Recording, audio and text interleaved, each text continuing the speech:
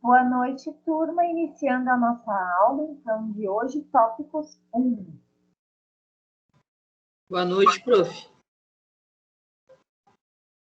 Boa noite. Você tinha visto o aviso no grupo? Não tinha visto. Por isso que eu entrei 7 horas e eu estava achando estranho. Se não vai ter aula hoje. Mas no fim deu tudo certo. Bom, como tópicos é um complemento, a gente pode dizer assim, né, de saúde da mulher.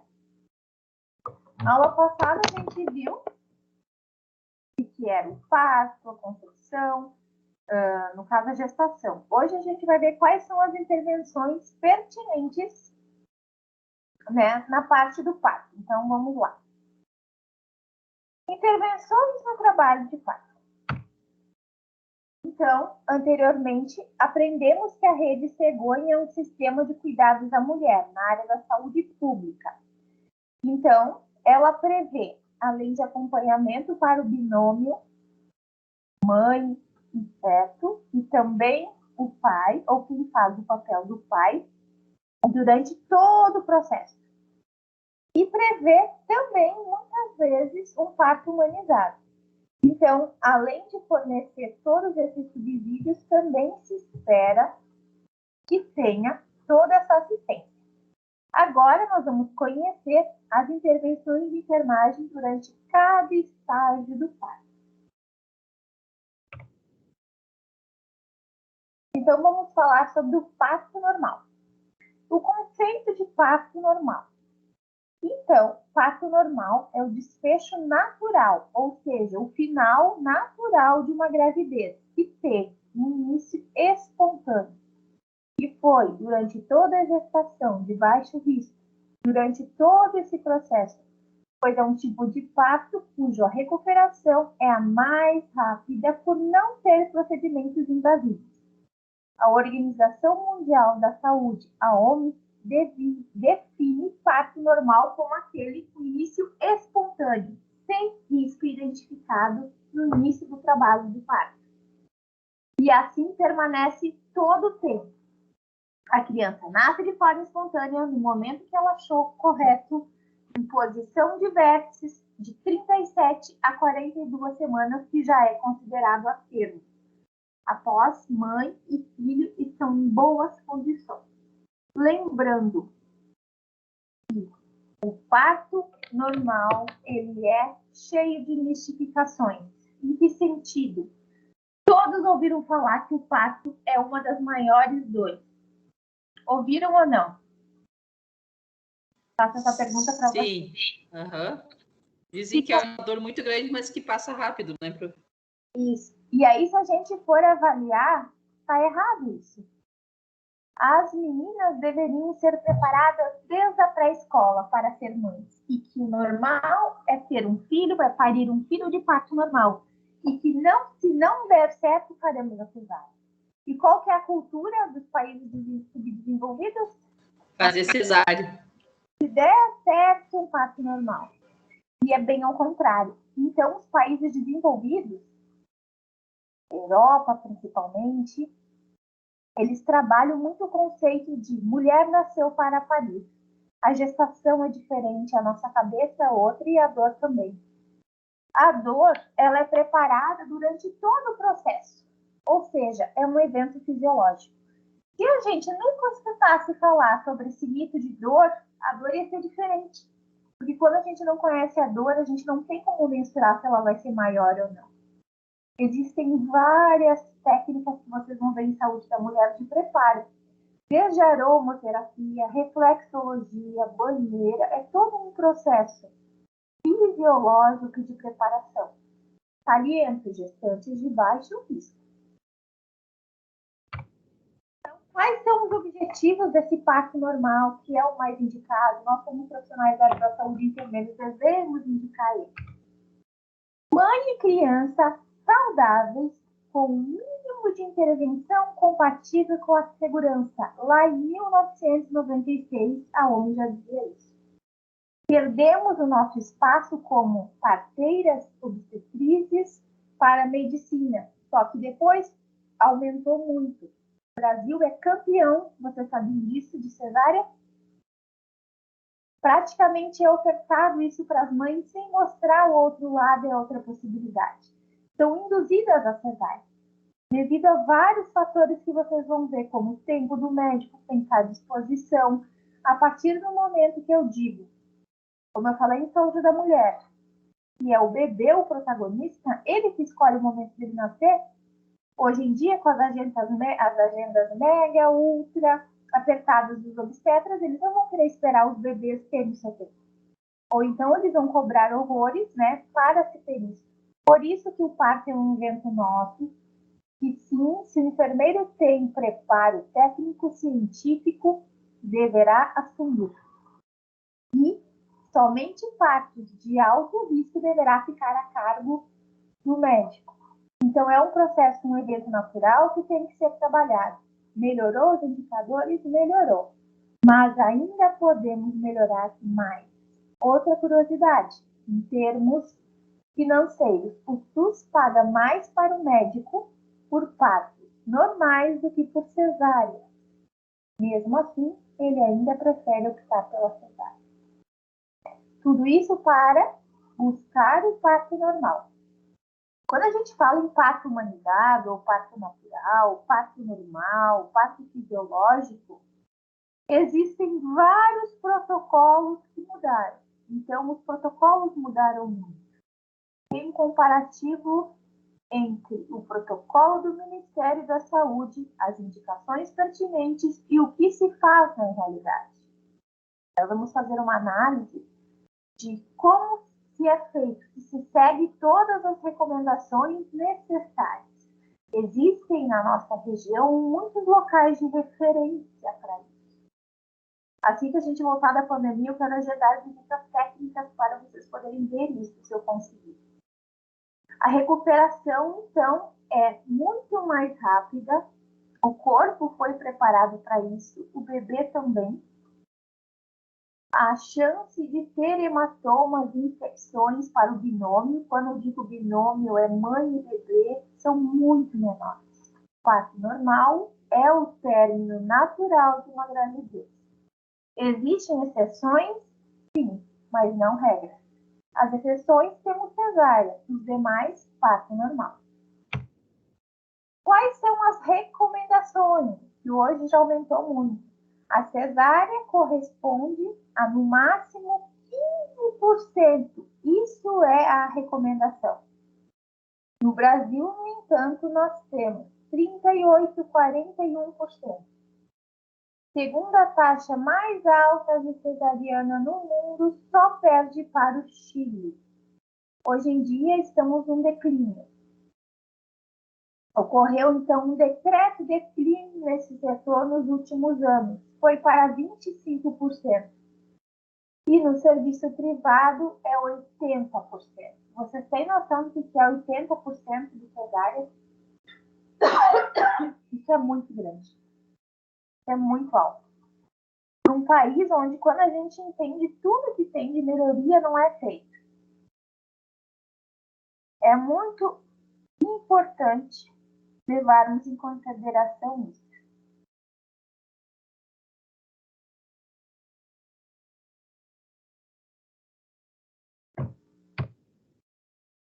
Qual é a situação atual? Desinformação da sociedade, parto como um processo natural, que reconhece que o parto é uma dor absurda, como vocês mesmos viram, que vai ser difícil, que vai estragar o corpo, que 1001 mentiras fake news. E a vida inteira, gente, escutando isso, eu confesso que só quando eu me tornei obstetrista é que eu mudei minha opinião, porque até então eu tinha a opinião que todos têm. Despreparo psicológico e cultural da mulher para o parto vaginal. Como eu disse, todo mundo já aprendeu. Até ligar o parto ao pecado. Tem religiões que dizem que a mulher sofre a dor do parto para pagar os pecados. Vocês já devem ter escutado essa história. Então, é um misto de folclore que criam em torno desse evento. Falha na qualidade também e despreparo preparo profissional, por que não? Então, não há um adequado parto normal, porque não há também um adequado pré-natal. O medo de sentir dor toma conta de tudo, tendo uma dor até aumentada ao quadrado. Uma extrema valorização da formação cirúrgica dos obstetras. E é mais cômodo porque eu controlo, no entanto, para quem que não é cômodo? Para o bebê, principalmente, depois para a mãe. Ele pode ser compatível para horários, mas em termos de recuperação ele não é. Saliento, pessoal, quando o nosso corpo não permite isso, aí sim, quando ele foge da curva, aí será o melhor parto. Lembrando disso. Tem mulheres que querem muito fazer, mas não conseguem. Mas vocês vão descobrir realmente quais são as contraindicações de verdade e quando falham, quando tudo é para ser correto. Quais são os diagnósticos do preparo? Então, isso é bem importante. Uma mulher, ela entra em trabalho de parto quando ela tiver essas condições. Então, 3 centímetros de dilatação mais 2 a 3 contrações contínuas de 10 minutos bem eficientes. Ela entrou em trabalho de parto quando ela tiver mais ou menos 3 centímetros de dilatação, que a gente vai aprender como se faz isso em saúde da mulher, e de 2 a 3 contrações contínuas. E que são contrações? São movimentos para apagar o colo, para expulsar o confeto. Então, tudo se dá início ao rompimento da bolsa do líquido amniótico. Depois, nós teremos de 2 a 15 mais 2 sinais de testes. Então, quais são os sinais de teste? Quando o colo se apaga, ou seja, apagamento cervical. Quando a parte da ectoderme fica aberta totalmente e o colo é apagado, no sentido que a gente não visualiza mais, porque dilatou até ponto para a cabeça da criança poder encaixar para o canal vaginal. Mais ou menos 3 centímetros e ruptura espontânea das membranas. É assim que se inicia. Expulsa o tampão mucoso, que é o tampão que se forma lá na entrada, então, do colo. Quando esse tampão é expulso, depois a bolsa de águas é rompida, o bebê começa a entrar em trabalho de parto para fazer. A mãe começa a entrar em trabalho de parto. Temos que levar em conta riscos. Quais são os riscos dos BCFs e quais são os riscos que não podem progredir? Então, quando a gente for avaliar BCFs, nós temos que fazer a ausculta todo o momento do parto. Então, quando que podemos ter problemas neste parto que começou, neste trabalho de parto? Padrões anômalos de BCFs. Então, quando os BCFs estão fora do provado.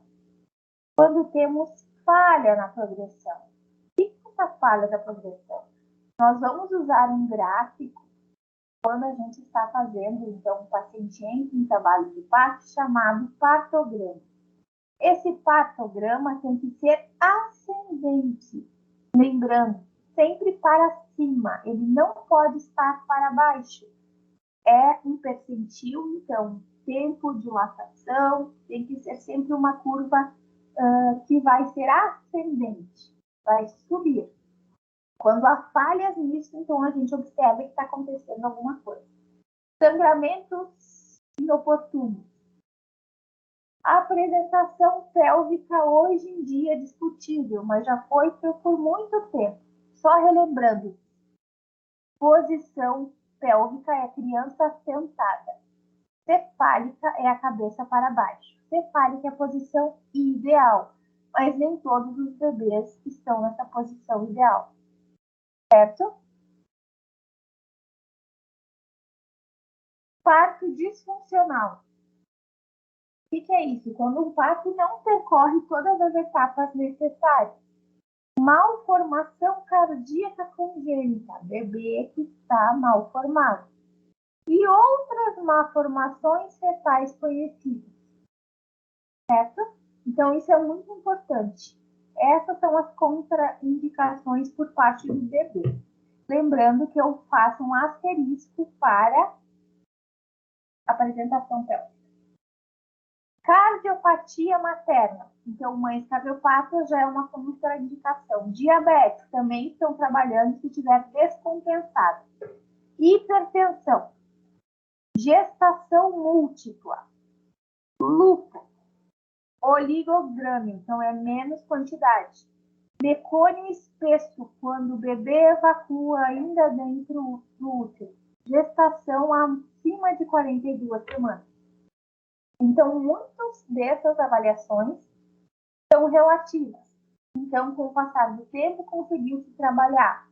Então, quando tem uma dessas, a mãe não é mais baixo risco, certo? Então, o parto deverá ser acompanhado pelo obstetra. Poderá ser parto normal? Conduta. Poderá. Já vi acontecer. Mas aí ele não vai ser mais nosso. Então, tem muitas condições que hoje em dia já podem mudar também.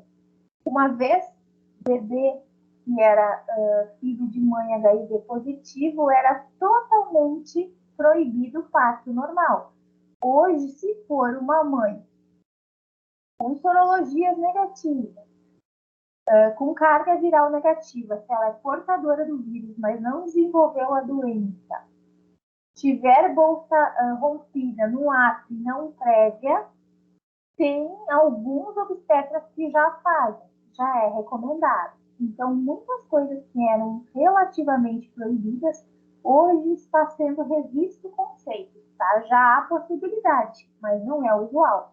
Vocês vão encontrar a forma clássica de ter todas essas proibições que vocês estão vendo, tanto condições maternas quanto condições fetais. No entanto, alguma dessas dá para se trabalhar. Com quem tem expertise, com quem já é mais acostumado, a tendência é muitas dessas caírem por terra, certo? Mas ainda o clássico são essas proibições. Já havia acontecer? Já. Tem algumas dessas contraindicações que já for possível. Então, diabetes materna compensada, eu já vi. E a gente já viu outras questões, como eu falei para vocês, do HIV e o próprio apresentação pélvica também. O que a gente faz? Qual é o nosso papel quando essa mãe entra em trabalho de parto? Então, a gente vai fazer a identificação, vai saber o DUM, a idade gestacional, dados do trabalho de parto, alergias, pressão, PCF, no exame de toque e dinâmica das contrações. Lembrando que tudo isso eu esperei na ficha obstétrica, como interna para o trabalho de parto. A recomendação é só internar a mãe quando ela tiver um trabalho de parto. Enquanto ela estiver só com ameaças, a gente não interna. Ela só interna quando tiver trabalho de parto. O que é entrar em trabalho de parto? Todas as condições que a gente viu anteriormente. Como que vai se iniciar? Contrações irregulares, que depois se tornam regulares. Apagamento e dilatação da cervix, de maneira gradual, progressiva, ascendente, sem falhas.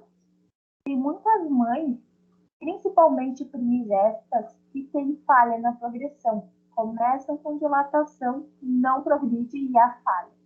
Mesmo que tenham sido tentadas todas as manobras.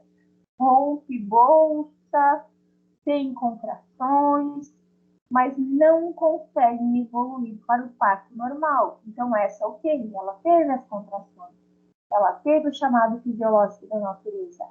O bebê já estava pronto, mas não foi possível por uma desordem fisiológica mesmo, que não progrediu, uma falha. Então, essa mãe pode considerar que ela experimentou a experiência, o bebê também, e ela vai ter todos os benefícios que ela teria de um parto natural que chegou ao fim. Mesmo que tenha que evoluir para outros métodos, como a ocitocina exógena, que a gente fala que é extra, quando tem que fazer outros métodos e chegar numa cesárea, mas ela tentou fazer o seu papel, força que não conseguiu evoluir. Então, dentro disso, o chamado na natureza foi atendido. Após 4 centímetros de dilatação, as contrações vão se tornar mais fortes e a mulher vai entrar na fase ativa. Então, ela começa lá com a expulsão do tampão mucoso, dilatações irregulares se transformam e começa com 3 centímetros. Depois é uma escala ascendente. Chegando no 4, então, ela está em franco trabalho de parto e vai ser dividido em 4 estágios principais, certo? Vamos chamar, então, didaticamente, vamos dividir em períodos clínicos e períodos mecânicos. Lembrando que esses períodos acontecem ao mesmo tempo.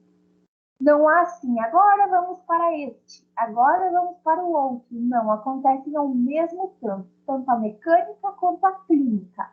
É uma junção da clínica com a mecânica. Entanto, aqui eu farei de forma separada para vocês terem entendimento. Lembrando que é muito importante essa parte. Então, o primeiro período clínico chamaremos de dilatação. Chamaremos, então, do primeiro período clínico do trabalho de parto. Então, nós temos até uma música que a gente pode falar. Dilata, expulsa, Dequita e Grinberg. Então, dilata, expulsa, Dequita e Grinberg. É um macete para vocês lembrarem quais são os períodos clínicos do parto. Dilata, expulsa,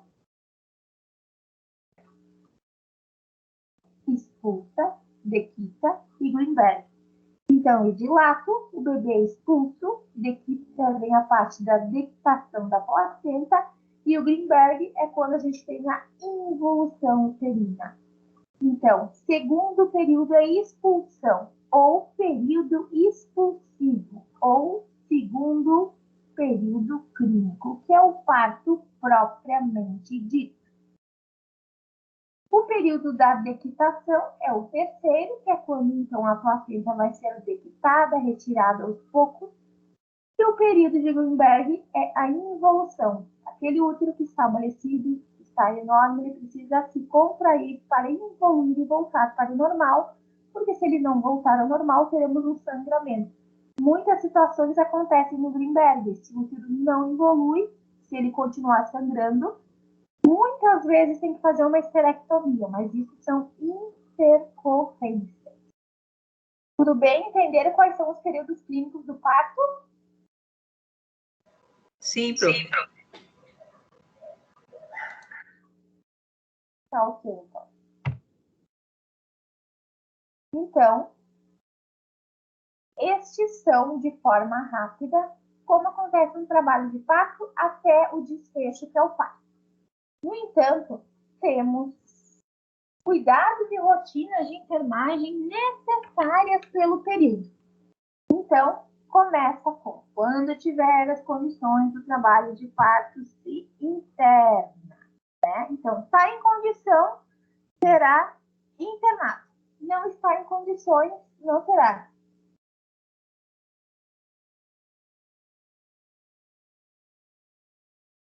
Tricotomia, que é a raspagem dos pelos. Então, uma vez era altamente recomendado. Hoje, não há evidências que tragam benefícios para o parto.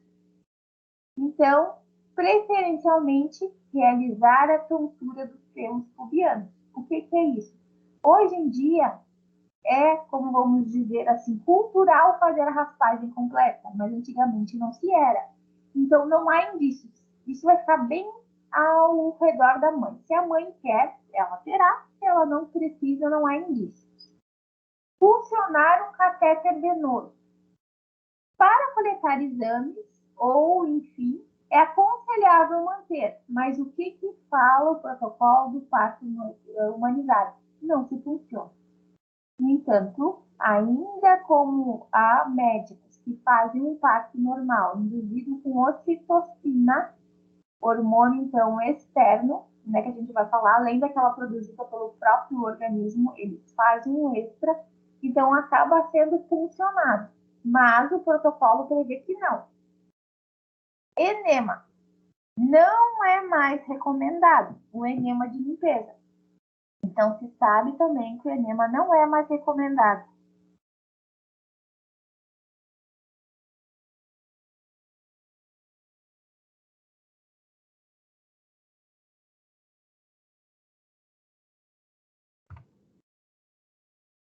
Depois disso, temos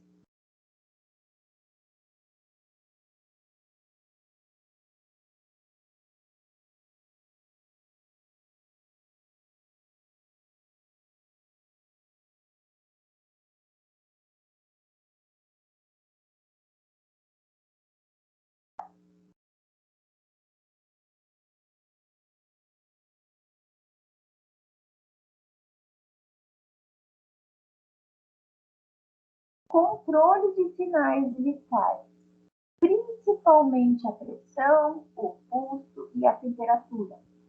Um exame obstétrico detalhado que vocês vão aprender em saúde da mulher. Palpação abdominal também que vocês vão aprender. Ausculta fetal, que é os BCF. O exame especular se for necessário. Toque vaginal também se prevê que é o mínimo possível. A gente vai ter toques para ver acompanhamento de acordo com o partograma. Não se toca sem necessidade. Temos que saber quais são as características do colo uterino, quanto à orientação, dilatação e apagamento. Temos que ter um diagnóstico da apresentação fetal, tipo, altura, atitude, se ele está em flexão, descida da cabeça pela bacia e variedade de posições. Então, precisa ter um domínio quando chega nessa parte de como toca, de como faz o exame, que vocês vão estar aprendendo também como a gente faz na segunda, para preencher. Entanto, tudo isso são os passos que nós temos que preencher no trabalho de parto para poder ter certeza. Então, anotem também sinais vitais, um exame obstétrico detalhado, que contenha palpação abdominal, então, a gente vai fazer as manobras para ver como está esse bebê, ausculta fetal, exame especular se é necessário, toque vaginal também conforme o patograma, saber através desse toque as características desse colo, como ele está, se está dilatando, apagando, está evoluindo dentro do esperado da curva, e também sabermos qual é a apresentação, porque a gente tem algumas técnicas de como se apresenta, do tipo, da altura e da atitude que esse bebê se encontra, que é a mecanismo do parto. Vocês conheceram os períodos clínicos e temos os períodos, então, mecânicos, que são esses que falam em altura, altitude e flexão. Temos que ter conhecimento de como a pelve está arquitetada. O que é isso? De como ela está posicionada. Temos que avaliar também, além do pré-natal, a carteira e exames de teste rápido obrigatoriamente. Então, além de ter exames de laboratório, é feito no ato.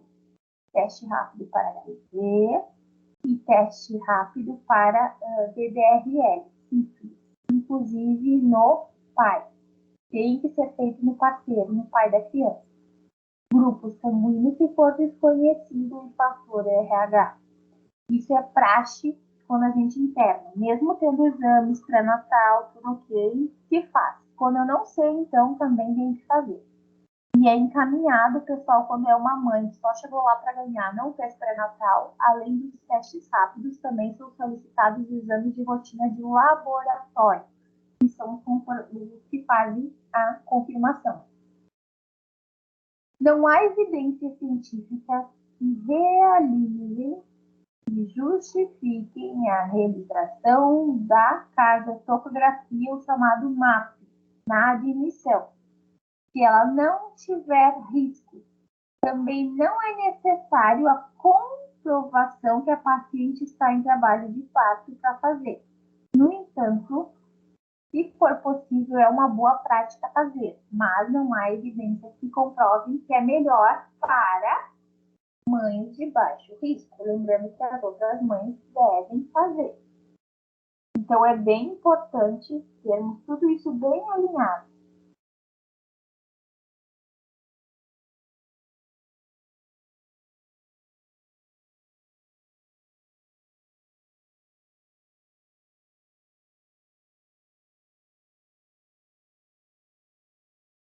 Tudo bem até aqui? Tudo bem. Estão anotando? Sim. Esses slides estão no AVA, né, prof? Sim, mas eu mando daí qualquer coisa de novo mais fácil do ar. Tá. Dieta. Então, antigamente a mãe tinha que ficar em NPO. Hoje, o parto humanizado recomenda parto normal de baixo risco. Então, gestante de baixo risco, sim, é ofertado para ela líquido.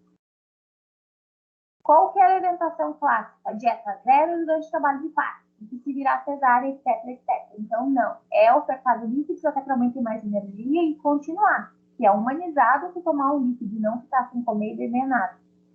Qual que era o objetivo? Prevenir uma aspiração quando tivesse uma anestesia geral, que é a chamada síndrome de Nelson. Mas cabe ressaltar que se o partograma evolui de forma progressiva e a mãe está indo bem, ela pode tomar líquidos.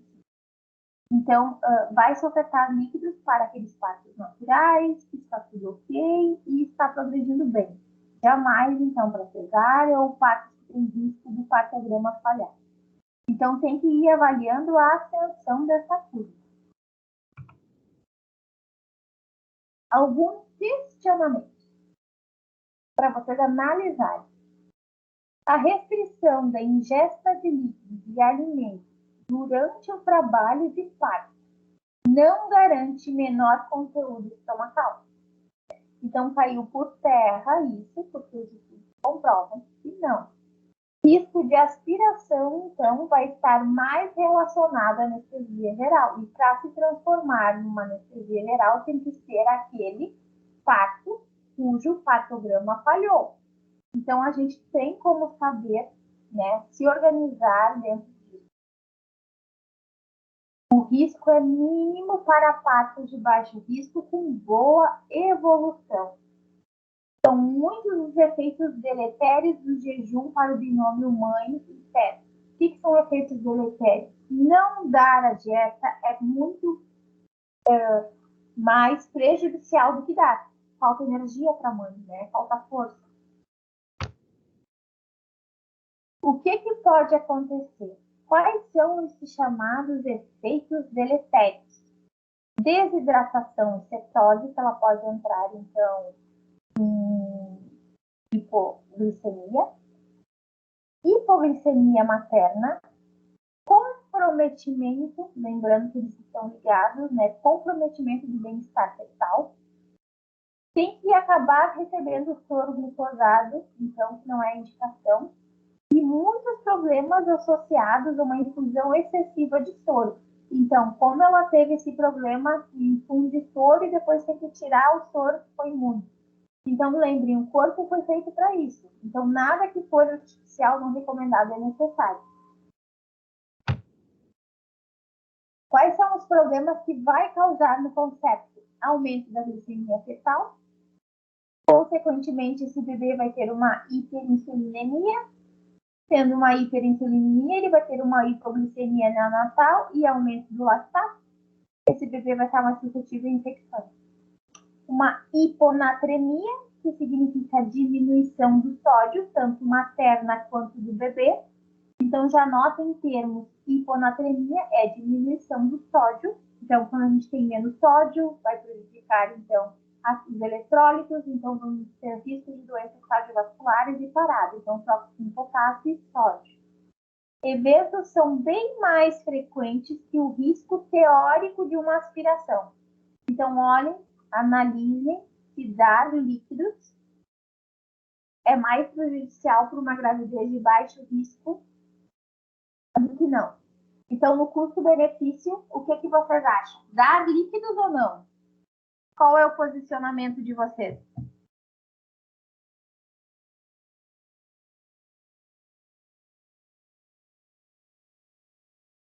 Quero ouvir vocês agora. Vamos ver quantos heróis nós temos na aula. Faz a pergunta de novo, prof. Avaliando o que vocês sabem até agora e o que vocês já tinham de informações antes da aula. Não sei se vocês tinham outros, mas o que vocês souberam aqui no Saúde da Mulher ou com tópicos. Dar líquidos é mais prejudicial ou mais adequado? Prof, tá bem ruim de te escutar. Eu não tô entendendo bem o que tu tá falando. Dar líquidos. Nara, tá me escutando bem? Eu? É. Eu tô, às vezes em quando dá uma falhada, mas tá indo. Eu quero saber se é algum problema do meu áudio, se a maioria não tá escutando ou é específico. Tá melhor? Acho que sim. Então, é melhor dar líquidos para a gestante em trabalho de parto ou não? Qual que é o maior risco? Broncoaspirar ou os efeitos deletérios? Analisando tudo que foi colocado para vocês. Eu acho que não é adequado dar, prof. Eu acho que é arriscado, né, prof? Lembrem, baixo risco. Vocês entenderam o que é os efeitos deletérios? Eles ocorrem quando a gente não dá água. O único risco de dar líquidos é a broncoaspiração. E os problemas são todos esses. De não dar desidratação e cetose, hipoglicemia materna, comprometimento do bem-estar fetal, frequente tratamento com soro glicosado e depois tem que trabalhar com o fato de ter infundido soro glicosado. Temos indícios que dizem que a restrição de ingesta de líquidos durante o trabalho não garante o menor conteúdo gástrico. E ainda, o risco de aspiração só está relacionado se tiver anestesia geral. Anestesia geral só se faz se a peridural não pegar. Ou seja, vai ser o último dos últimos acontecimentos. Então, os estudos comprovam que o risco de broncoaspiração é mínimo em partos de baixo risco. E os efeitos deletérios são todos esses. E mais, um jejum aumenta a glicemia fetal, consequentemente teremos uma hiperinsulinemia fetal, que pode aumentar o lactato, que induz uma provável infecção. Hiponatremia materna e neonatal, que é uma diminuição brusca do sódio, que vai interferir nos processos cardíacos. Esses eventos, teoricamente, são mais frequentes que o risco teórico da aspiração de uma anestesia geral. Isso que vocês já sabem. Qual é a opinião de vocês? Dar líquidos, jejum ou não durante um trabalho de parto de baixo risco? Pelo que tu disse, sim, prof, que o único risco é a aspiração, mas que tem um nível baixo de porcentagem que isso pode acontecer.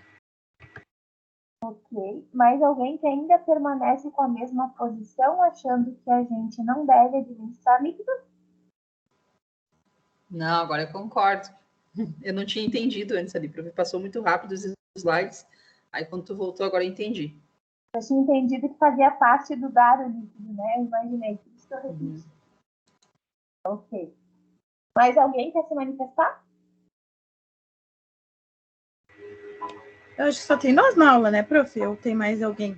Tem mais. Deixa eu ver aqui. Eu tinha visto mais gente. Deixa eu ver aqui no Friends. Agora sim, eles Tem não eu. estão. Ah, o Divaldo. Eu tinha visto o Divaldo. Tinha três. Tô caladinho, mas tô assistindo. quer expressar a tua opinião? Tu acha que sim ou que não, líquido? Não, eu também tinha. Eu acho que ficou meio cultural daquela coisa de tipo, não pode comer nada antes de qualquer tipo de procedimento, né? Quando se fala em intra-hospitalar, já se pensa logo, é jejum, né? Então eu também achava que não podia, mas vendo esses riscos ali, o benefícios, enfim, que pode causar, né? As coisas que podem evitar, concorre, né? Porque a mãe, ela cansa e desidrata muito fácil. Então, lembrando, pessoal, para que vocês coloquem uma caneta de saca-texto gigante com luminosidade baixa e que tenha trabalho que ele vai progredir rapidamente, que é o gráfico que você vai atender. Então, quais são as recomendações da Organização Mundial de Saúde? Eu peço que vocês sigam algo que eu não sei se tem uma interferência. Quais são as recomendações da Organização Mundial de Saúde para esse caso? O que ela recomenda?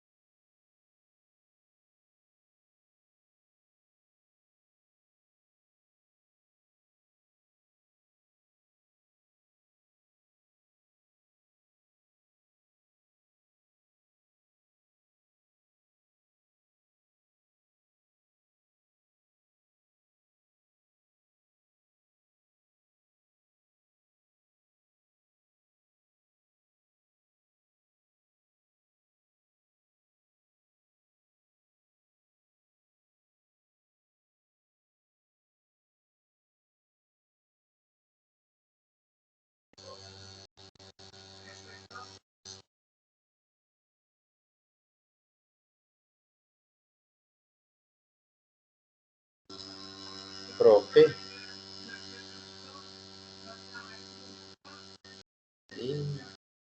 Oi, voltei. Ah, era isso, eu acho. Tu pode silenciar só nós três, mas o da senhora daí ele não escuta. Não. Agora tá certo. É que tava tendo uma interferência, mas já deu certo. Estão me ouvindo bem agora? Sim, agora sim. Ok. Tem um fundo que eu não sei de onde que veio, mas agora já. Então, o que a Organização Mundial de Saúde recomenda? Então, sempre avaliar o risco anestésico, que é o risco de anestesia geral. Então, vai ser recomendado antes de sair dando água, dando dieta. Avaliar a necessidade de repor fontes de energia. Tem mulheres que precisam de muita água, tem mulheres que não. Então, isso é bem personalizado. Permitir a ingesta de gestante, líquidos claros e alimentos leves. Não vai vir uma pizza, um X ali nela no trabalho de parto. Vai ser no máximo uma gelatina, líquidos claros, enfim. E respeitar as concepções populares, né? Então, se falar para uma mãe que foi criada a vida inteira, né, como o Nivaldo estava falando, que não é para tomar, se vocês derem capaz de dar até algo psicológico na criatura. Então, isso tem que ser trabalhado antes. Jejum não é recomendado de rotina em pacientes de baixo risco. Não há evidências da necessidade de restringir ou proibir uma dieta. Então, vocês viram que é embasado em teoria. Então, evidências científicas recomendam não usar essa rotina. Então, o jejum em baixo risco não é recomendado. Isso não sou eu que digo, e sim as recomendações. Evidência científica. Levando em conta as coisas que a gente viu antes. Certo? Então, a gente tem que fazer um jogo de cintura ali, um meio termo para tudo.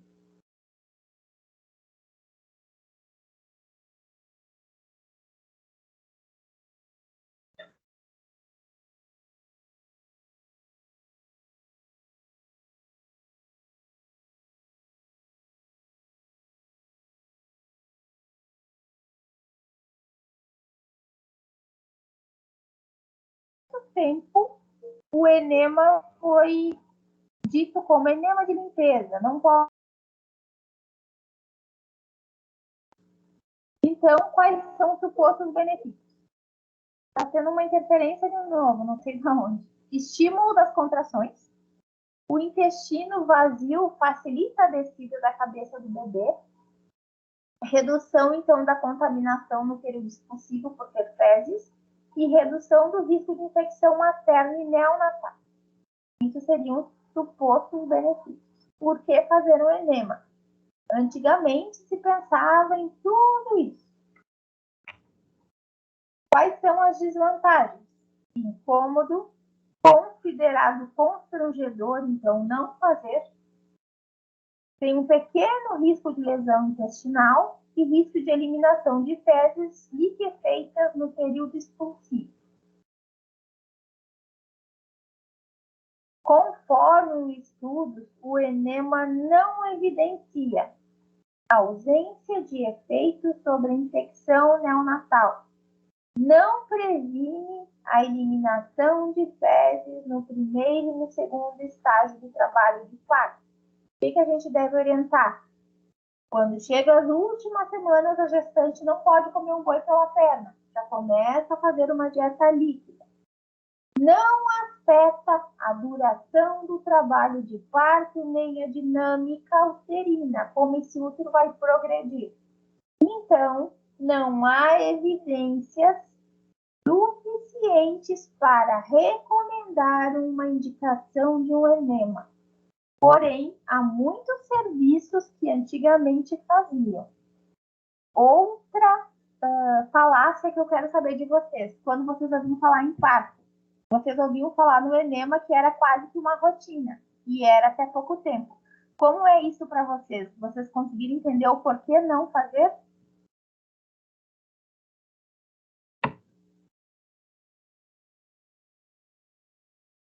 Sim, prof. Você já tinha escutado o que se fazia? Como é que foi para você? Essa é nova, eu achei que fazia ainda. Já eu nunca ouvi falar que se fazia enema antes do parto. Já ouvi falar muito que é normal a gestante ali, né, no momento do parto, enfim, né? Mas não sabia que era feito enema antes. Era feito como uma rotina. Então, era tricotomia, a mãe então internava, funcionava, tricotomia e enema de limpeza. Já era meio que uma prescrição, né? Fixa. Enema, tudo isso. Tem obstetras mais antigos que ainda fazem. Mas se o hospital segue o protocolo humanizado, que eu vou apresentar para vocês verem depois nas aulas, vocês vão ver que não é recomendado. Porque tudo tem evidência científica, mas se fazia assim, se fazia como se fosse rotina mesmo. Não há vantagens na realização rotineira de enemas. Muitas mulheres julgam, né, o enema, que é a enteróclise constrangedora. Então, a gente também chama de enteroclisma, né? Então, vocês vão conhecer enema, enteroclisma, tudo como sinônimo. À luz das evidências atuais, o parto humanizado preconiza que essa prática é desnecessária. Que bom, então, como o Nivaldo já tinha visto da experiência dele anterior, que não se fazia. No entanto, era a nossa realidade, principalmente na região sul e centro-oeste. Não deve ser realizada de rotina na assistência ao parto, exceto se for solicitado pela parturiente. Então, se a mãe quiser, eu tinha falado com vocês, comentado, não sei se foi em tópicos ou foi em saúde da mulher, que existe o parto dos sonhos. A mãe tem o direito de falar como ela quer que seja esse parto. Como ela quer que seja tudo. Se a mãe mesmo assim insistir, depois de vocês explicarem tudo isso, ok. Mas se for explicado e ela ainda quiser seguir nesse caminho, então pode ser.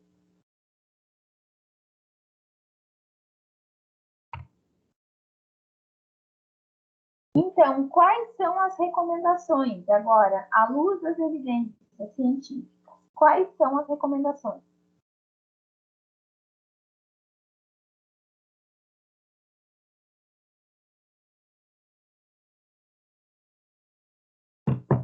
evitar tricotomia para partos naturais, salvo se a parturiente quiser. Caso se verifique indicação de cesárea, se faz a tricotomia somente no local da incisão, que é ali na região suprapúbica, imediatamente antes do procedimento. Então, estando lá na sala, se faz, então, a lavagem da barriga, que a gente desprepara o de pele, lava, então, a área com sabão e depois com clorexidine desgermante. Então, é assim que é a recomendação, certo? Só se parar se a gestante assim o quiser em partos naturais, e em cesárea tem uma recomendação, mas tem que ser até 2 horas antes do procedimento. Mais do que isso, também tem risco de infecção. Isso é do parto seguro, enfim. Também tem todas essas recomendações.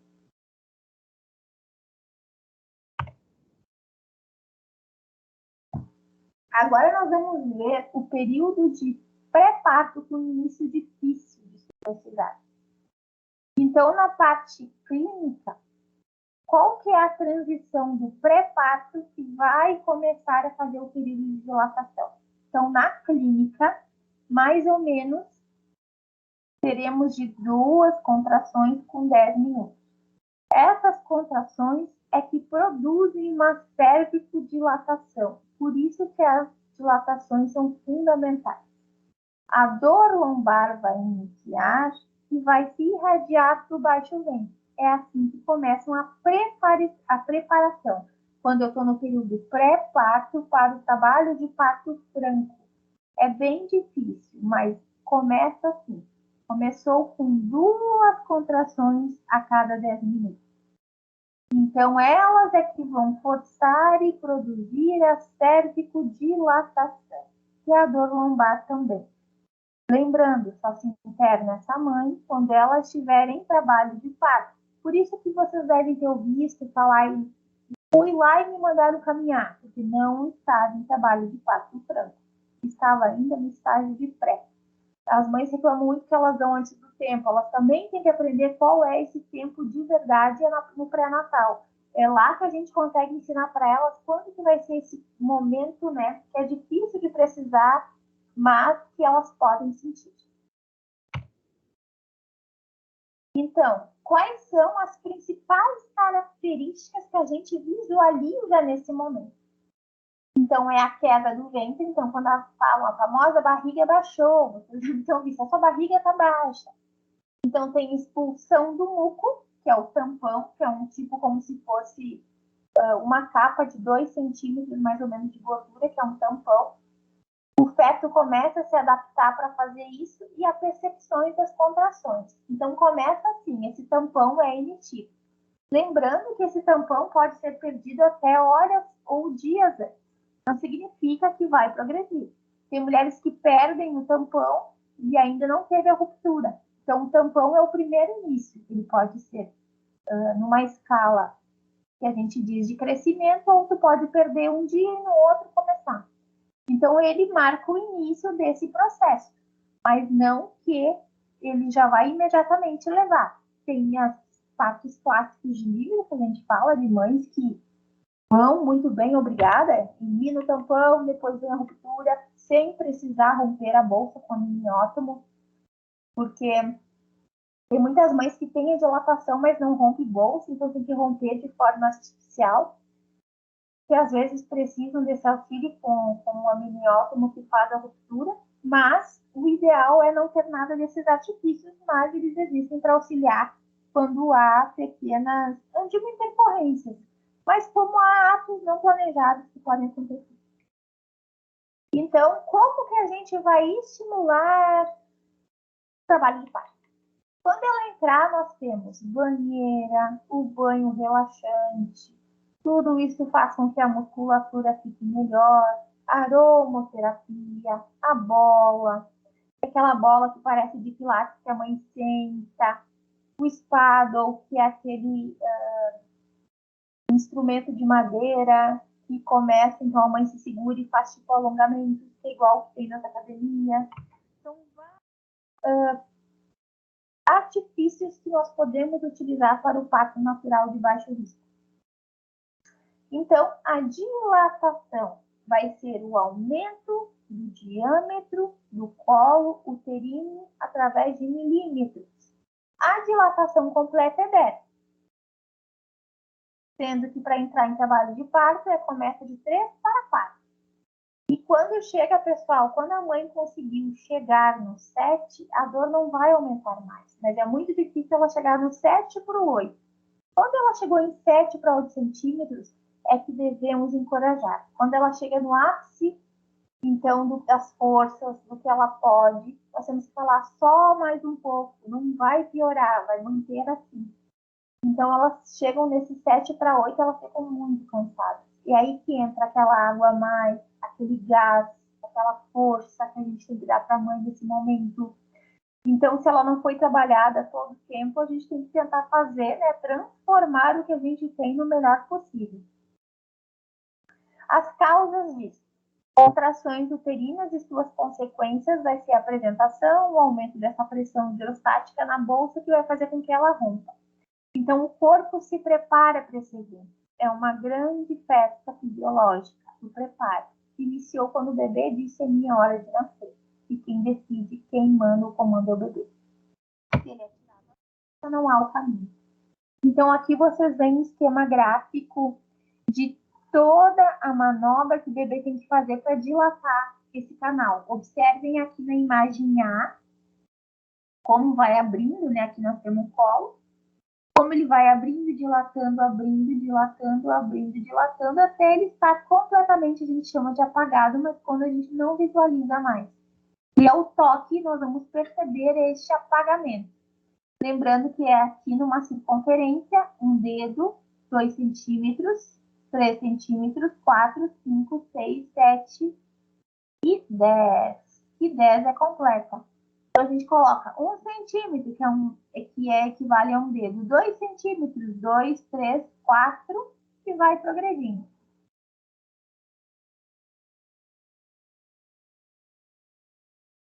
Então, quem nunca teve bebê de quem já teve. O colo é bem diferenciado. Então, nulíparas são as que nunca tiveram bebê e multíparas que já teve mais de 3.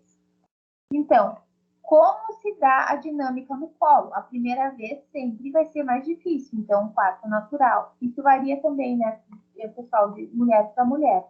Mas, geralmente, a gente tem aqui um gráfico que mostra como elas vão indo nos estágios. O esvaziamento ou apagamento é a incorporação do colo à cavidade uterina. Então, o colo vai ficar um só, vai se apagar totalmente no sentido que ele abre para poder passar o concepto e depois ele volta a se recuperar para fechar novamente. E ao toque, ele pode ser como esse colo que ele vai ter que sumir, ele fica grosso, vai ficando fino. Então, ele vai ser fino, médio ou grosso, o ideal é que ele seja fino para ele poder romper. E depois ele se refaz novamente. Por que fazer um exame vaginal? Então, é para avaliar essa dilatação cervical e esse esvaziamento do colo. Nesse momento, temos que avaliar a integridade dessa bolsa. Também temos que avaliar a apresentação fetal. Então, a gente pode sentir com as manobras se o bebê está cefálico ou pélvico. Também a posição que ele pode estar diferenciada disso e a altura da apresentação, se já encaixou ou não. Também tudo isso com o toque. Chegamos então ainda no período de dilatação. Centralização ou anteriorização do colo é uma consistência do eixo do colo e da vagina. Então ele tem que ficar centralizado ou anterior para a gente poder fazer o toque. Se eu não localizar o colo, não vou conseguir saber se esse eixo está ou não. E também nós vamos classificar a bolsa conforme a quantidade de líquido no toque vaginal. Então, são várias evidências do toque, ele tem que acontecer, não a todo instante, mas eles têm momentos certos para acontecer, conforme o patograma indica. Então, aqui nós temos como começa na imagem A, B, e depois quando vai apagando. Então, A, a gente vai sentindo B e C.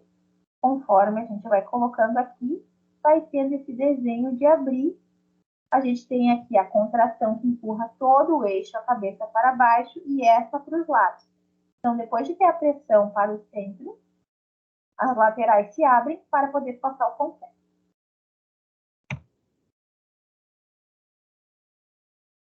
Como que a gente classifica a ruptura espontânea? Então, a miniorexia é a ruptura espontânea. Ela vai acontecer, então, comprimento das bolsas, a miniorexia. Então, ela vai acontecer por um aumento dessa pressão amniótica contra a reduzida resistência das membranas. Então, a gente tem aqui, ó, ela vai fazer toda essa pressão em cima, aqui não tem mais, é como se vocês pegarem um balão fino e tentar explodir ele, esmagar pela pressão. Ele vai estourar porque não tem força para manter. É isso que faz com que a bolsa seja rompida de água. Então, a contração, todo o corpo trabalhando para ir fazer uma pressão tal que explode, né? Ou seja, rompe. Se vai acontecer alguma coisa, né? Mas ela rompe. Geralmente nos pontos mais centrais e atinge as duas membranas. Então, rompimento das membranas.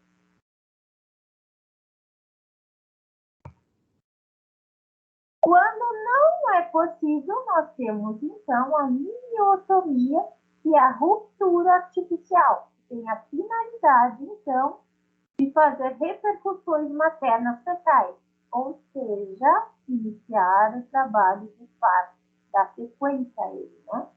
Então, aqui a gente tem quando se usa o miniótomo, que é esse, tipo, como se fosse uma ponta de uma agulha, né? Mas para poder romper, tem que ter o cuidado para não pegar a cabeça do bebê. Então, a gente vai ter qual é a classificação dessa ruptura artificial. Ela pode ser prematura, precoce, oportuna ou tardia.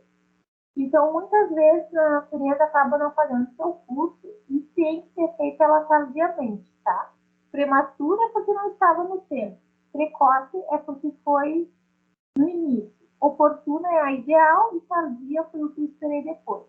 Então, vocês estão observando quando a cabeça está aqui, é feita a ruptura que vai fazer essa pressão do bebê vai fazer seu trabalho. Rompe aqui, ele tem essa leve proteção, desce e faz. Aqui nós temos também uma imagem. Essa posição não é aconselhável, né? A gente sabe que tem que ser mais sentada. Essa não facilita muito a força. Essa posição clássica, ginecológica, não facilita o parto normal. Pelo contrário. Como que é o aspecto desse líquido amniótico, que é a famosa, então, bolsa das águas, do tecido. De acordo, então, com a cor, nós vamos saber o que está acontecendo com o bebê. Não sei se você sabia, mas ele é que nos fala como o bebê está.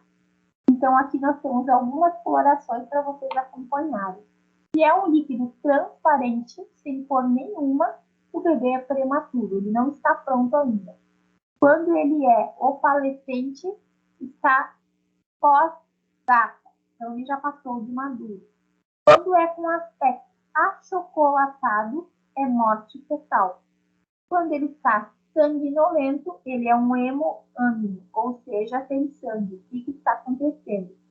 Esverdeado, então, é mecônio, sofrimento fetal. O bebê, para ser evacuado dentro da bolsa ou dentro do abdômen do útero, porque ele está em sofrimento. Qual que é um padrão evolutivo que a gente vai ver? Vamos chamar, então, de padrão evolutivo de Friedman, que é a divisão funcional do parto. Então, como que vai ir esse partograma? Então, aqui no gráfico, para vocês entenderem, nós temos aqui cérvico-dilatação. Aqui, então, está querendo saber como é que está indo a progressão. Aqui nós temos a progressão em si, a fase latente, que é a pré, e depois a fase ativa. Então, aqui é a fase pré-trabalho de parto, e aqui, na fase ativa, é a fase de trabalho de parto. Então, aqui nós temos o que vai preparando, o dilata e a parte pélvica. Então, esse é um partograma que vai ter, então, aceleração e vai ter sucesso. Quando ele decai, é que a gente não tem problema. Então, a fase ativa, ela deve ser acelerada, com uma inclinação máxima, que depois vai desacelerar, porque ele vai dar o pico máximo e vai acontecer. Conforme vai apresentando centímetros, vai sendo preenchido e o partograma tem que ser ascendente depois descendente. Então, isso é muito importante para definir se continua ou não alguns métodos. Não pode deixar a mãe com muito tempo. Antigamente, se deixava lá 2, 3 dias, isso não é humano, deixar uma pessoa com dores tantos dias. Então, a gente já tem um tempo limite para deixar sua mãe em trabalho de parto. Então, a gente tem a fase de transição, que vai ser do primeiro ao segundo período, vai ser mais ou menos entre 8 e 10 centímetros. Aquilo que eu estava falando para vocês. Quando chegar no 7º, no 8º, já não tem mais a dor. Então, a dor do 8 para 10 praticamente é a mesma. Nós temos que encorajar a mãe nesse momento. Então, vocês viram que ela tem umas caras, mas tudo isso aqui é de cansaço maior. Então, são partos em casa. Elas ficam bastante expostas. Então, o ideal era até deixar elas com uma proteção aqui tudo. Aqui, então, vocês podem ver que está na posição mais adequada, que é cócoras, né? Que é a posição mais adequada até pela força da gravidade. Na apresentação, então, tem uma tentativa de transpor a cérvice, para ela vai começar a querer se transpor. Vai ter um sangramento ali fisiológico que é esperado. E a parturiente, gestante ou mãe, fica muito agitada e pode ter náuseas e vômitos, sudorese, e vai ter o esforço que eles dizem que é o desejo de expulsar, como se fosse semelhante ao desejo de evacuar, porque é uma pressão grande. Então, a gente acaba usando essa expressão, que é até um pouco inoportuna, mas a mãe vai entender, que é para fazer força. Então, quando chega ali no 8 para o 10, ela começa a sentir força de empurrar. Quando ela sente essa necessidade de fazer a força correta, é que é o momento, então, de fazer força correta.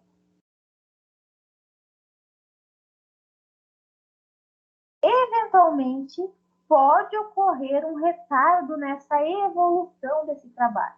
Portanto, pode-se optar pela amniotomia ou ruptura artificial. Então, quando a gente vê que não vai progredindo, pode ocorrer. Então, essa ruptura vai ser quando a dilatação for maior que 5 e o feto já estiver encaixado. Então, o que é isso? Já vai estar encaixado para só descer para o canal do parto. Então, quando acontece isso, tem que fazer a ruptura artificial. Se mesmo assim não houver uma evolução das contrações, então a gente parte para um plano B, que é funcionar e colocar ocitocina, que é o hormônio natural, que vai facilitar as contrações. Antes, são tomadas todas as condutas para ver o quanto que é possível natural, não ter nenhum recurso. Sempre se busca o bem-estar feto e mãe. Então, vocês podem notar que aqui está falando quando acontece no caso, não há uma evolução. E o que se faz atualmente, ou se fazia? Já se funciona sem nem deixar a natureza agir. E a gente vai usar a ocitocina, vai funcionar e vai romper quando falhar os métodos naturais. Então, é isso, minha gente, que nós temos que ter, se tiver futuros obstetras, enfermeiros obstetras aí. Natural, baixo risco, deixa a natureza agir. Toda forma, quando falhar, a gente vai entrar com o método.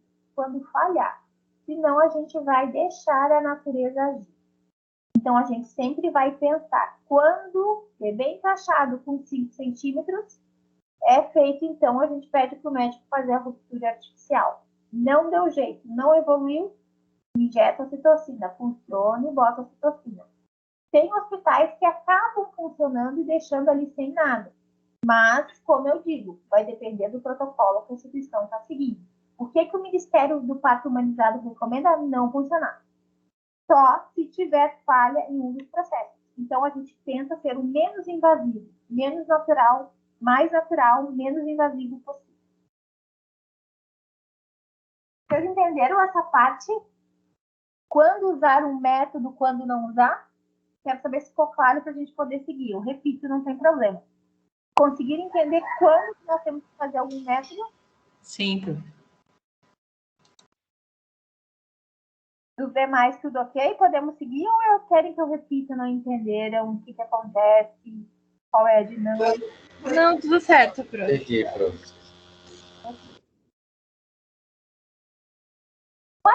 são os diagnósticos e intervenções pertinentes? Então, nós vamos ter diagnóstico de enfermagem para cada um dos passos. No primeiro período ali clínico, nós temos ansiedade relacionada ao parto e ao nascimento.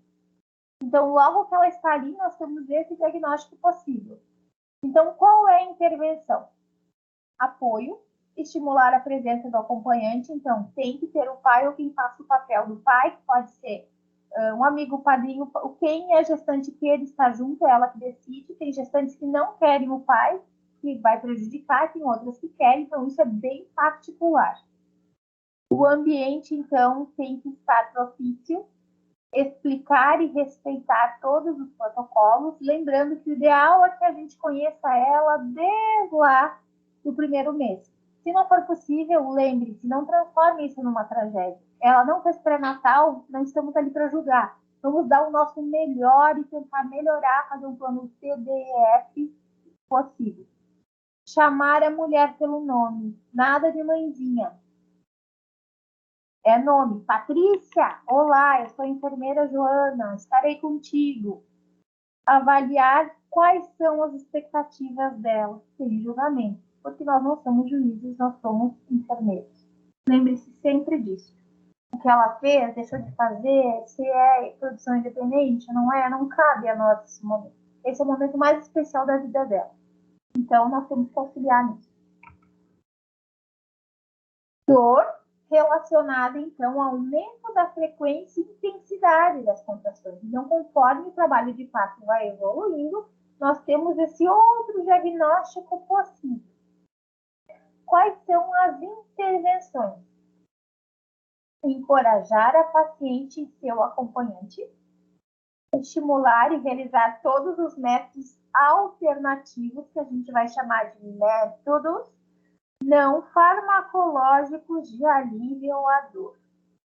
E aí vai ter várias questões de métodos, terapias alternativas da dor. Encorajar a respiração e o relaxamento no momento dessa contração. Encorajar a mulher, então a mulher a mudar de posição e utilizar travesseiro. É também benéfico estimular a urinar, então isso dá um conforto. E que a mulher seja protagonista de todo o processo. Aí, quando ela vai entrar no trabalho, a gente pode ter um diagnóstico de risco. Risco de volume de líquidos, que vocês já viram o porquê. Deficiente pela ingesta alterada.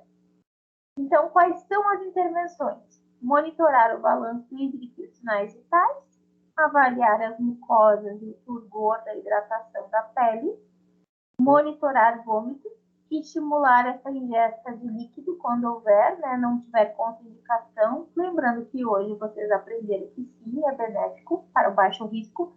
Lembrando que aqui nós vamos tratar sempre do baixo risco. Risco de lesão da pele devido à indução do parto. Então, quando a gente tem ocitocina exógena, lembrando, quando eu falo ocitocina exógena, eu me refiro à ocitocina artificial, aquela que é feita, então, farmacologicamente e entra na veia através do soro. E endógena é a ocitocina produzida pela mulher. Quais são, então, as intervenções possíveis? Administrar a ocitocina em bomba, porque controla melhor o bocejo, avaliar essa contração, monitorar, então, a taquistolia materna com mais de 5 ou 10 minutos. Então, essa taquistolia a gente vai estar observando se ela está tendo contrações menos de 10. E monitorar a frequência cardíaca a cada 30 minutos do bebê. Então, é bem importante para ver se não há uma expulsão muito rápida desse concepto que acaba tendo ruptura ali do hino, enfim, porque não é mais indicada a episiotomia. Então, hoje a gente consegue controlar com compressa morna, com todas essas dicas que uma vez era muito prático fazer episio. Tem mulheres que vai ser necessário, mas não como antes, faziam em todas como se fosse rotina. que é epísio, aquele corte que é feito no introito vaginal. Saímos, então, da parte da dilatação e estamos entrando no período de expulsão. O segundo estágio, então, consiste num período expulsivo que termina no nascimento. Neste momento, então, a apresentação fetal sofre adaptações e a pelve materna faz os mecanismos de descida. Então, os períodos clínicos e os mecânicos ocorrem ao mesmo tempo. O bebê faz a sua parte e o corpo da mulher responde ao que o bebê está fazendo. É um estágio muito crítico, porque muitas decisões são concisas e rápidas. Na maioria dos casos, a expulsão do feto ocorre em 30 minutos, quando chega nessa expulsão. Então, é isso que a mãe deve entender e trabalhar, que vai ser rápido. Né? Parece uma eternidade, mas será rápido. É um período muito delicado, porque pode ter alguma complicação, sendo necessário, então, auscultar mais seguidamente. Então, antes era 30 minutos, agora a gente visualiza, então, monitora a cada 5. É bem importante encorajar a mulher nessa participação, porque agora é tudo com ela. A força é correta, nós temos que falar que o bebê não pode ficar preso ali no canal do parto, porque nesse momento o bebê já está no canal do parto, e ele não pode ficar preso ali no canal vaginal, né? Então, essa posição deve ser a melhor para a mulher e o bebê, e toda a equipe deve estar capacitada. Então, a gente tem a dilatação completa e o final desse período vai ser a saída total do bebê. Então, esse período antes de ser coroado, que coroado significa enxergar a cabeça, é o momento crítico. Então, quando a gente visualizar essa imagem, então, o bebê só falta ser expulsivo e tem que fazer a força certa. Nesse período, às vezes, é feito a alavanca, que é a manobra de Leopold, que a gente não deve fazer, mas, enfim, às vezes, deve fazer um Leopold correto.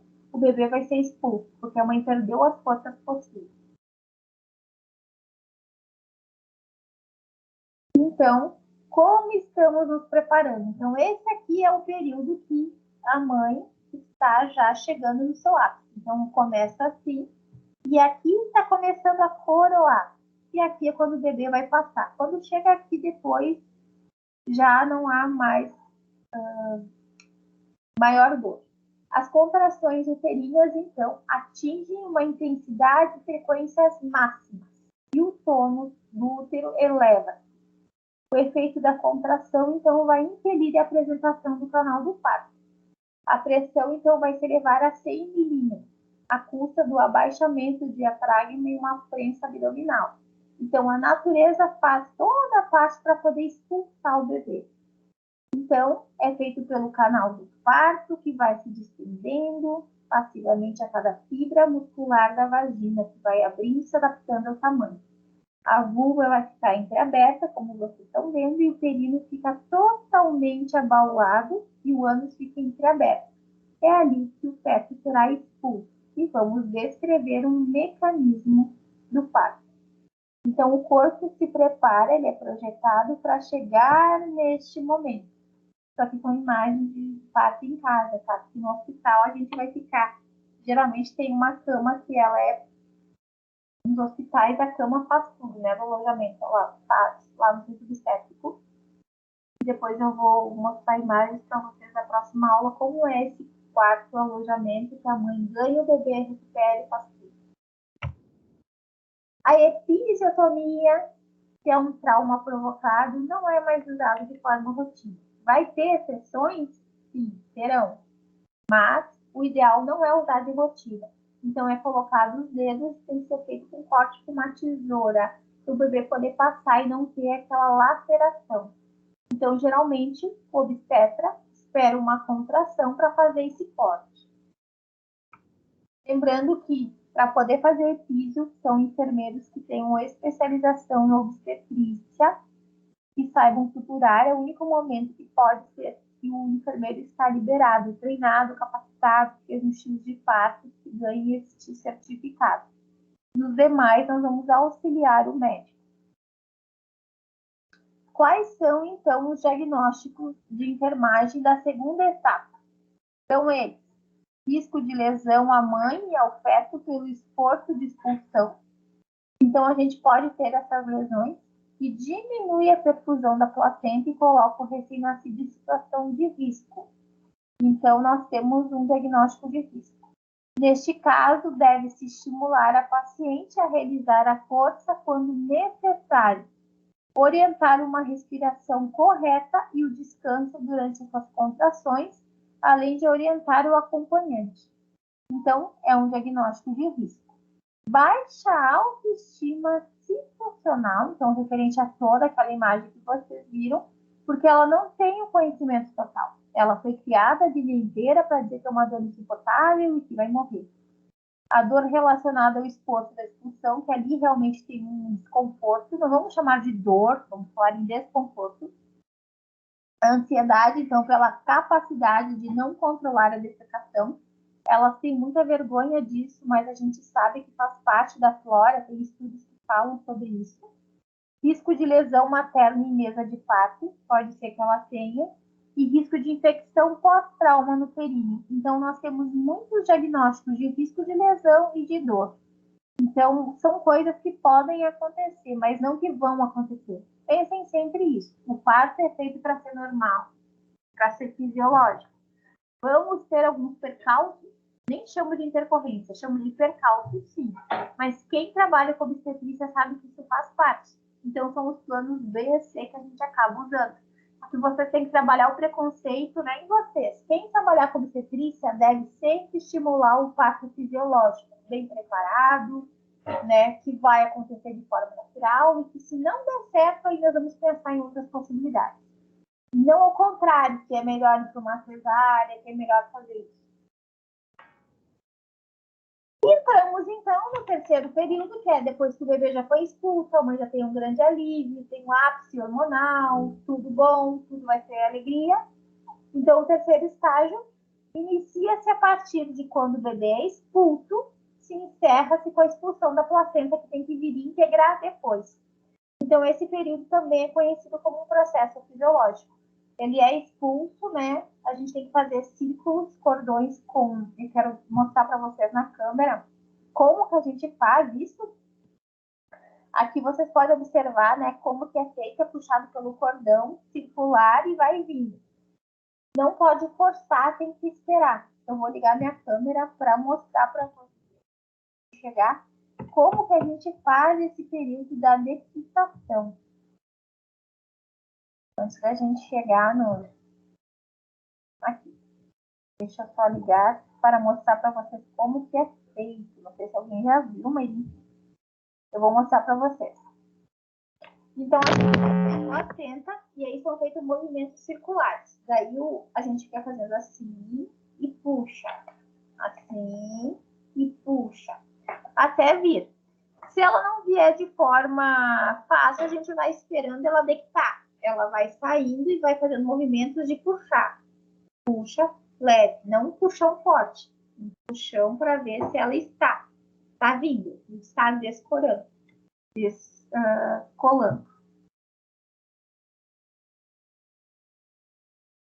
Deixa eu voltar aqui. Então, após a saída da placenta pela vagina, mais ou menos vai durar 30 minutos. Essas contrações, então, são de 50 e a frequência de 4,5 a 10 rítmicas. Então, depois de tudo que aconteceu, praticamente é indolor, a mãe não sente, porque ela sente um certo alívio do que aconteceu, certo? Então, a gente tem que ver se ela está íntegra. Aqui tem a imagem que pega uma pinça e enrola de como vai vindo, né? O bebê veio, então vem o bebê primeiro, depois a placenta, e é conferida para ver se ela está toda íntegra.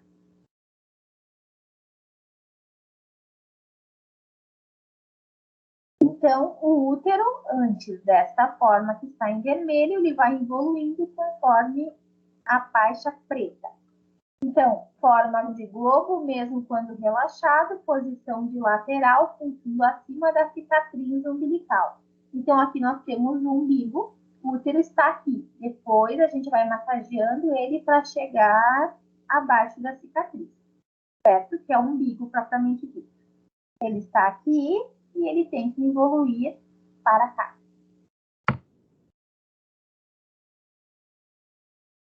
Teremos, então, sangramento contínuo, né, que é o deslocamento marginal. Marginal não é bandido, é das marginais das laterais. O cordão umbilical, então, progressão, ele vai ser espiralado ou retirado. É feita uma manobra de pescador ou padre, que se chama aquele movimento que a gente faz de espiandol, né, que é o da linha. E tem uma sensação de peso no reto, sem anestesia. Então, ela só sente um peso vindo, puxando, mas vai descolando. Então, é praticamente indolor. Por isso também fica bem tranquila, descansa, respira, porque essa parte é mais fácil para ela. Então, no período da dequitação, nós temos nessa fase diagnósticos e temos também intervenção. O diagnóstico, então, é fadiga pelo gasto de energia intenso, lembrar a mãe que ela tem que descansar, monitorar, ofertar líquidos, ambiente tranquilo e acolhedor. Então, ela precisa, sim, do descanso. Os riscos, então, de volume de líquido deficiente, devido à perda sanguínea e diminuição da ingesta. Monitorar a perda de líquidos, que a gente vai chamar, então, de LOQ, né? Os líquidos perdas vaginais pós-parto são LOQ. Monitorar os sinais vitais para não ter sangramento, choque, trabalhar o nível de desidratação e ressecamento das mucosas, ofertar líquidos, monitorar uma hemorragia pós-parto, atonia uterina é quando o útero não fica, ele tem que ficar endurecido quando ele está completamente mole, porque o sangramento vai aumentar. Se o útero não mudar, não ficar atônico, é uma urgência obstétrica. E muitas vezes é necessário, quando estamos com atonia uterina, é necessário medicamentos que auxiliam essa contração para poder, quanto mais ele contrair, mais ele vai voltar para o lugar que a gente fala mais. E, por fim, chegamos no período de Greenberg, que é o quarto estágio, que então é a primeira hora, é a hora de ouro após a saída da placenta. E é um momento muito, muito crítico, pelo risco de atonia uterina e hemorragias. Então, essa hora aí que é fundamental para a mãe se recuperar. Então, Greenberg vai ser a primeira hora após a saída da placenta, ou seja, após a dequitação. Se não for bem feito, bem acompanhado, pode levar hemorragia. O que é hemostasia? É o estancamento desse sangue, que é um miotamponamento e um trombotamponamento. Tem mulheres que não param de sangrar, que o útero não sai da atonia, então precisa de efeitos extras. Então, ajudas farmacológicas, então tamponamento, fazer massagens, enfim, tem algumas coisas necessárias. Conheça agora os diagnósticos do quarto período, que é o Greenberg, que é a hora de hoje. Risco de volume deficiente pela atonia uterina ou hemorragia. Lembrando que é um diagnóstico de risco e ele não será de risco mais se a mãe apresentar isso. Quais são as intervenções? Monitorar a loqueação, que é a loqueação, que é de lóquios, né? Não é loucura. Loqueação de cor, quantidade e consistência. Palpar, então, fazer a manobra do fundo do útero. Monitorar os líquidos. Verificar a temperatura para evitar choques. Exames, então, se for solicitado. Quando necessário, massagear o fundo do útero para estimular a contração fisiológica e realizar, então, a expressão uterina para expelir os coágulos. Então, tem sempre que estimular, ver se realmente está acontecendo a liberação dos óvulos. Orientar a mulher, então, contra a involução, tem que envolvê-la no autocuidado. Muitas vezes é necessária a ocitocina exógena, então, sempre se avalia. E o aleitamento é uma forma de contração natural. Por isso que a gente estimula o bebê, quando ele nasce, já colocar para mamar. Porque ele nasceu, ele já vai mamar, porque já estimula, então, a amamentação a que este útero já vai evoluindo. Então, quando a gente simular o parto, vocês vão ver que a gente faz a primeira coisa é já colocar esse bebê para mamar, desde que possa, no caso. Vamos falar um pouco sobre as doulas. Vocês já ouviram falar nas doulas? Tem alguém ainda aí ou não? Só eu? Tem, mais ou menos, prof, já ouvi falar. Então, as doulas vai ser assim. Melhor amiga da gestante. Sabe quando a gente tem uma amiga, 15 anos, a melhor amiga da gente, a doula é a melhor amiga da gestante. Ela vai ser aquela que vai dizer, vai dar tudo certo, vai fazer massagem, vai pegar na mão, vai dizer coisas boas. A doula pode fazer isso. Ela não pode fazer nada técnico. Então, as doulas são permitidas, mas elas são amigas, companheiras que seguram na mão, fazem compressas, falam coisas boas, falam da experiência dela. Tipo, eu já passei para isso. É tipo como primeira vez. A doula é uma acompanhante profissional, mas que ela não faça nada técnico.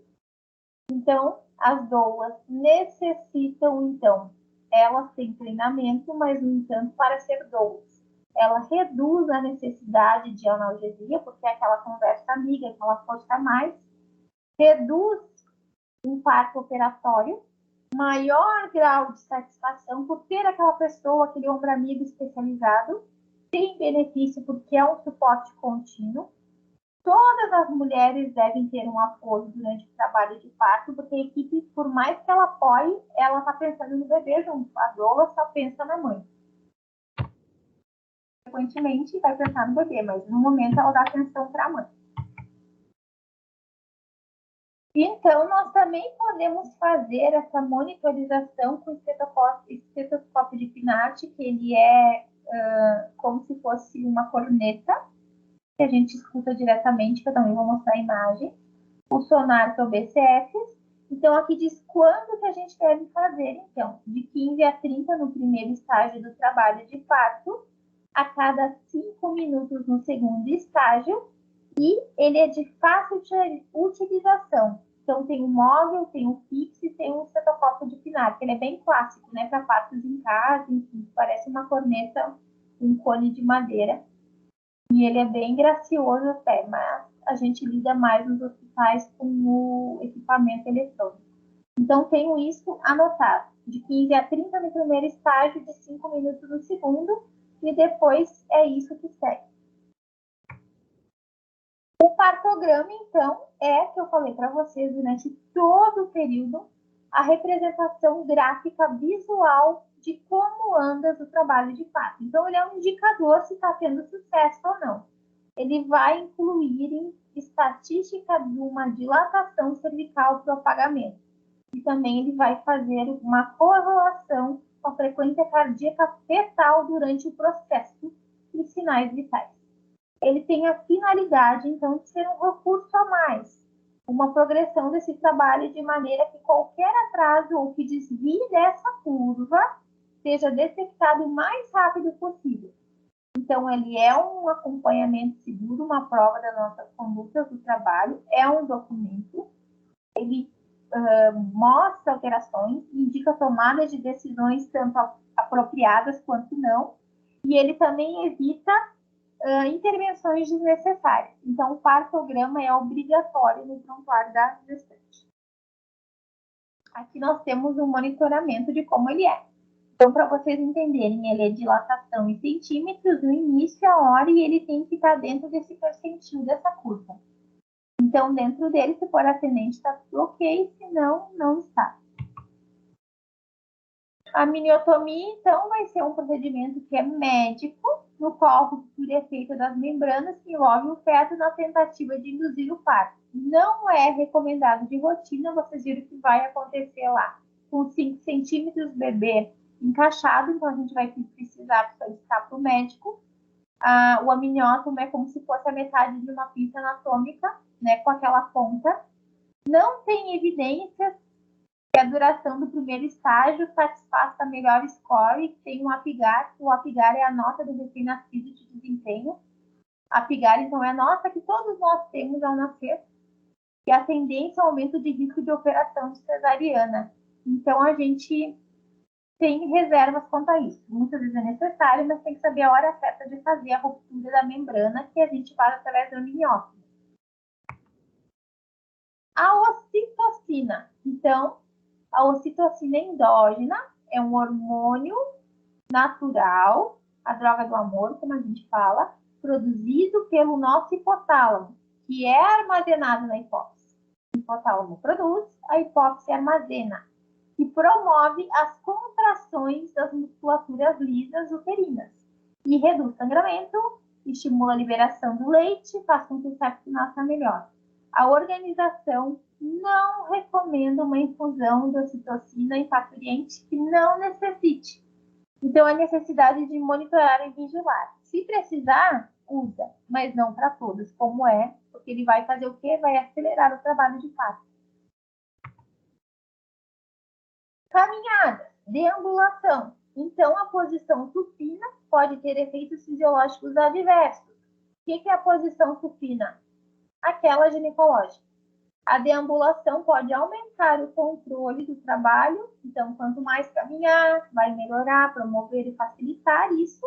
E também o próprio acompanhante, ao caminhar com a doula, vai fazer uma analgesia natural, além de reduzir a necessidade de analgesia extra, que é o famoso parto, né, com analgesia, e indicação da cesárea. Então, nós temos aqui, caminhando para o parto, movimente-se. Então, a gente tem várias técnicas, da bola, da cadeira, do exercício de cócoras, o banho relaxante, massagens, essa posição também que é bem adequada, fazendo exercícios, essa posição de quatro também é bem adequada. Então, tudo isso vai estimular o parto. Temos métodos não farmacológicos da dor. Então, tudo que for mais natural possível. Acupuntura, hipnose, aromoterapia, musicaterapia, massagens e hidroterapia. Tudo isso tem para o SUS também, certo? Não é só para convênio. E não tem aqui tem aromaterapia, que os sais que estimulam também a tranquilidade. E temos os métodos farmacológicos. Então, que é feita a analgesia peridural, quando tiver de 7 para o 8, tem o risco de isso levar para um parto instrumental, porque além de cessar a dor, a mãe também perde o controle da força. E não houve diferença em relação à incidência de cesárea e escolhe de apigar.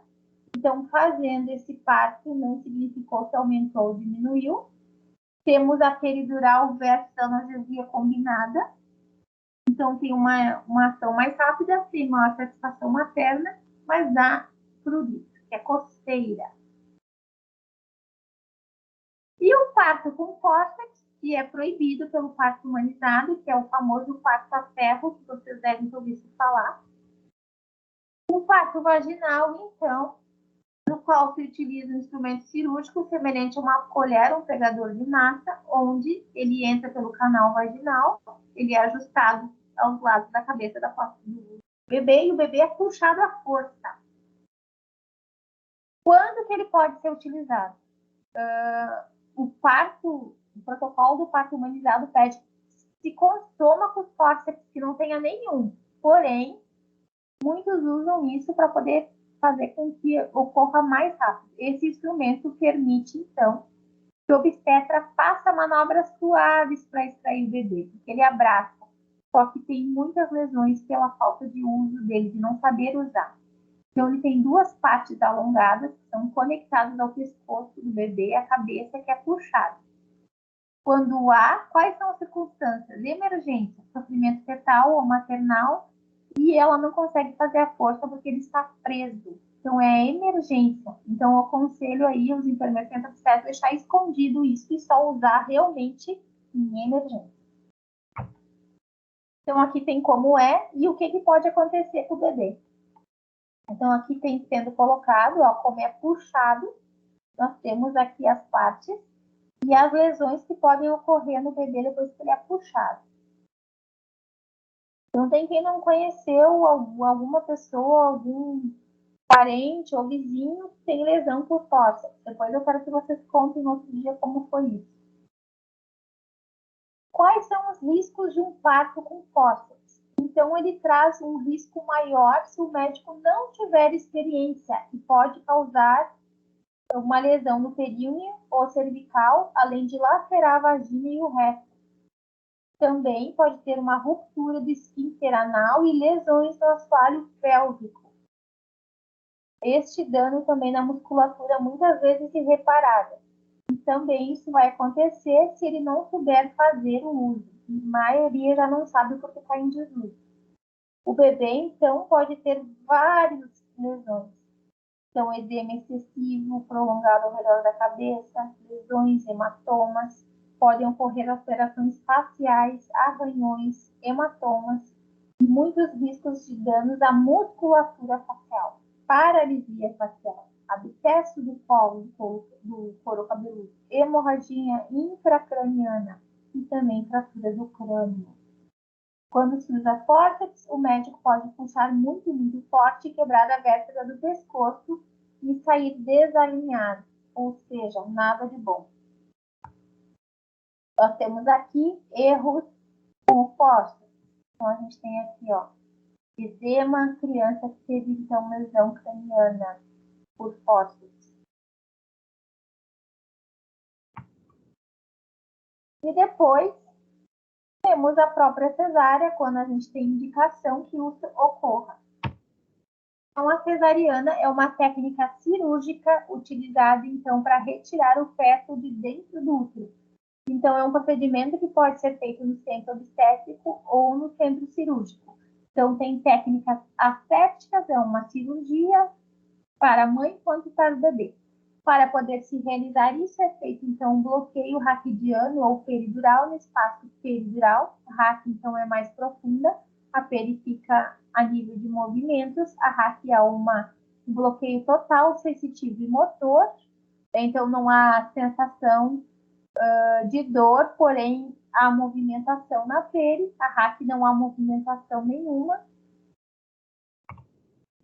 É feita essa anestesia, a paciente fica sentada, incisão transversal, depois nós vamos ver vídeos na próxima, e é retirado de forma cirúrgica. Lembrando que a cesariana é um recurso que deve ser utilizado quando os outros métodos falham.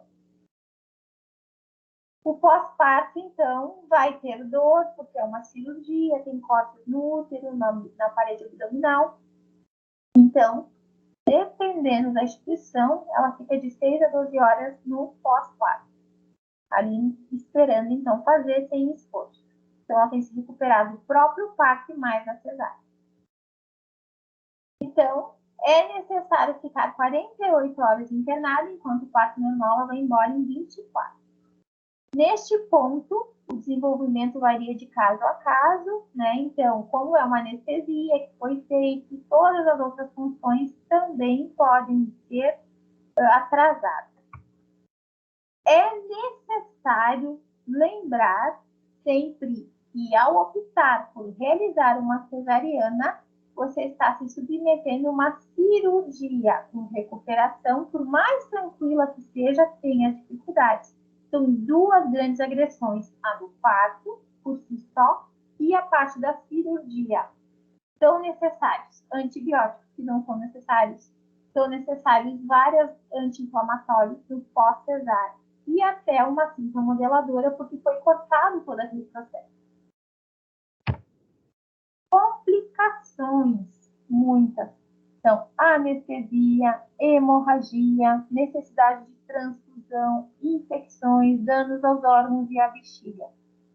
Um risco muito comum das cesáreas é a dor crônica na zona onde foram feitas as incisões.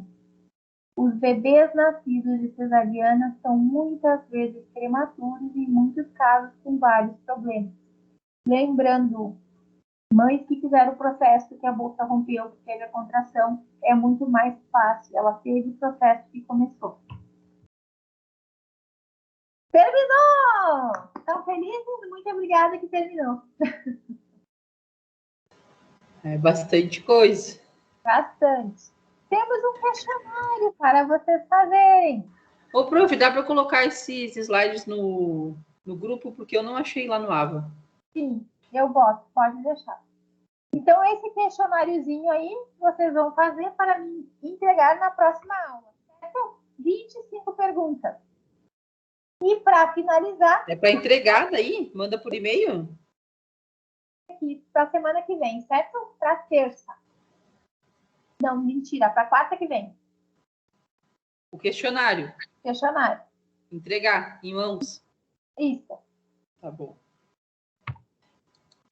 Para finalizar, então, a prática da saúde no Brasil, o modelo de assistência a esses partos demonstrou-se muito abusivo e com prática de intervenções inadequadas em qualquer período do parto, que poderia ser evitado se realmente fossem usados as evidências científicas. Neste contexto, é muito relevante a assistência e serviços de saúde respeitem o papel do acompanhante. Diminuam a administração de ocitocina, aumente os números de parto normal e reduza, assim, intervenções cirúrgicas desnecessárias. Lembrando, baixo risco, um partograma e volume normal. Certo? Vou mandar tudo, vou ver o porquê que não achou no AVA, não sei o que aconteceu, vou ver lá, meus guerreiros que sobrou, então, né? Combinado, então, questionário para a semana que vem. Hoje vocês têm me mandado o artigo.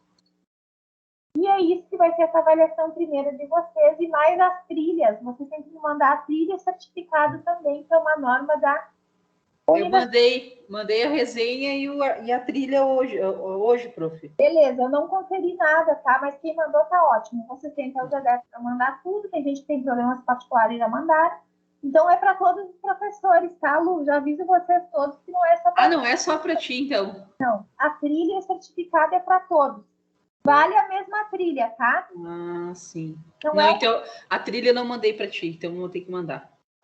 Não é uma trilha para mim, uma para ele, uma para Sheila, não. É uma para todos, mas vocês têm que mandar.